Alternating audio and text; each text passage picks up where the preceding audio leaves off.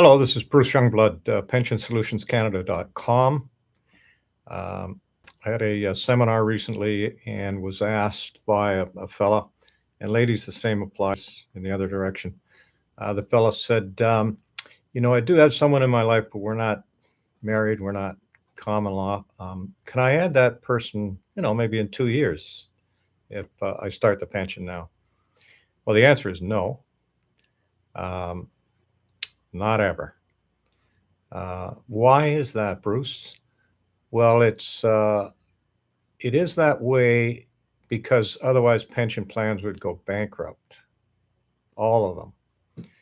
Because you can imagine if there's 1,000 people in the pension plan, the actuary has a look at it. You're expected to live 25 years. Your partner's a wee bit younger, maybe 30 years.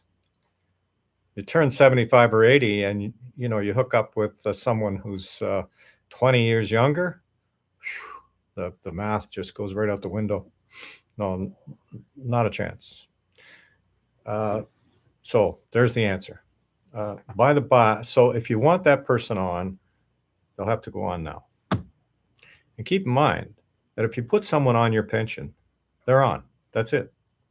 I had a client a few years back, and we set him up on a copycat, which is the same as the company pension, copycat pension.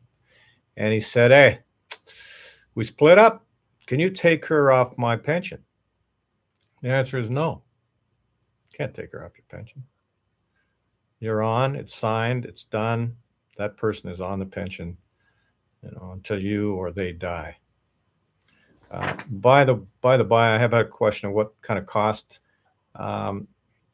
Surviving spouse option cost 5% in this example, this General Motors example. So there's your answer. There's the 5%. Now, the question was followed up with, well, what's this talk about beneficiary? Well, first of all, a beneficiary is someone who would receive a benefit, would receive a pension after you die. So spouse is not technically, well, we tend to call them spouse or partner. It's spousal. Spousal clause in a pension plan that allows money to keep going to that partner after the member of the pension plan dies. Okay, the word beneficiary does come into it. Let's say you're single, but hey, I have a couple of kids. So many plans, including the CAMI plan, offer you a guarantee period. In fact, a choice of guarantee periods. And I'm off camera reading from a real example.